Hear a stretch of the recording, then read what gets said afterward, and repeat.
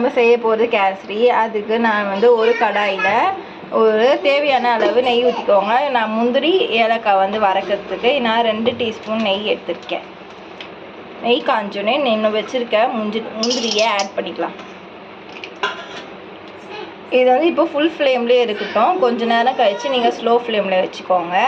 ஏன்னா வந்து ஃபுல்லாக நீங்கள் ஃபுல் ஃப்ளேமில் வச்சிங்கன்னா இது முந்திரிலாம் வந்து அப்படியே கருகிடும்.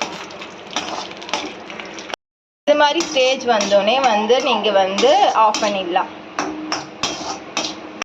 இந்த கிளாஸில் அதாவது இந்த டம்ளரில் ஃபுல்லாக வந்து ரவை எடுத்துருக்கேன். இப்போ வந்து நம்ம வந்து நெய் வந்து வச்சுருக்கோம்ல, அதாவது முந்திரி வந்து வறுத்தோம்ல, அதிலே வந்து நம்ம வந்து கிளாஸ் அதாவது இந்த கிளாஸில் வந்து எடுத்திருக்கேன். இப்போ வந்து முந்திரி வறுத்த நெய்யிலே வந்து நம்ம வந்து ரவையும் வந்து வறுத்துக்கலாம். ரோஸ்டட் ரவான்னு இருக்கும். நீங்கள் வந்து கொஞ்சம் நீங்கள் வறுத்தாலும் வந்து பரவாயில்ல, கொஞ்சம் வறுத்துக்கோங்க. நான் வந்து யூஸ் பண்ணது அன்ரோஸ்டட், அதாவது ரோஸ்டட் இல்லை. உங்களுக்கு ரோஸ்டட்னால் வந்து அதிலே போட்டிருக்கோம். இது வந்து நம்ம வந்து வறுக்கணும். இதோ நெய்யில் வந்து நம்ம வச்சுருக்க நெய்யில் முந்திரி வறுத்த நெய்யிலே வந்து ரவையும் போட்டு இப்போ வந்து ஃபுல் ஃப்ளேமில் இருக்குது. நீங்கள் கொஞ்சம் நேரம் கழித்து வந்து அதாவது கொஞ்சம் வந்து ஒரு 2 நிமிஷம் வறுத்துட்டோன்னே நீங்கள் வந்து ஸ்லோ ஃப்ளேமில் வச்சு வறுத்துக்கோங்க. வந்து ரவை வந்து நல்லா வறுத்தாச்சு. இப்போ வந்து நம்ம வந்து ஒரு தட்டில் ஆட் பண்ணிக்கலாம். ரவா எடுத்த கிளாஸ்லேயே வந்து நான் வந்து 3 டம்ளர் தண்ணி வந்து ஆட் பண்ணிக்கிறேன்.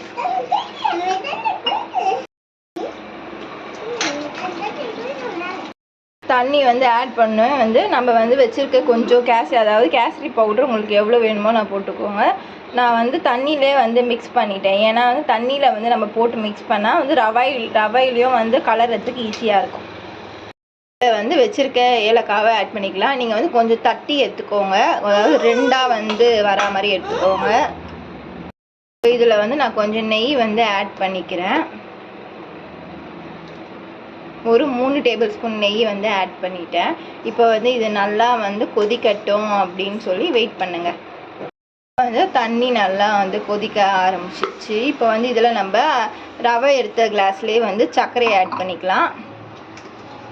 வேணுன்றவங்க இன்னும் கொஞ்சம் ஆட் பண்ணிக்கலாம்.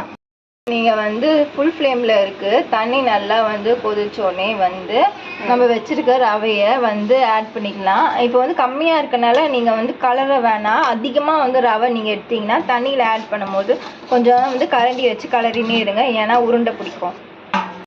இப்போது இதில் நான் கொஞ்சம் கேசரி பவுட்ரு வந்து ஆட் பண்ணிக்கிறேன். ஏன்னா எனக்கு கொஞ்சம் கலர் கம்மியாக இருந்த மாதிரி இருந்துச்சு. இப்போ நீங்கள் வந்து கொஞ்சம் வந்து கட்டி ஆகிறதுக்கு முன்னாடியே வந்து ஆட் பண்ணிவிடுங்க.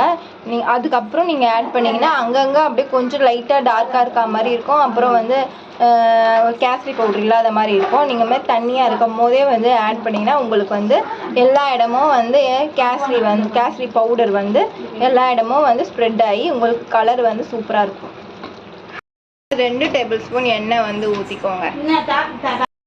நீங்கள் நெய் வேணும்னா ஆட் பண்ணிக்கலாம்.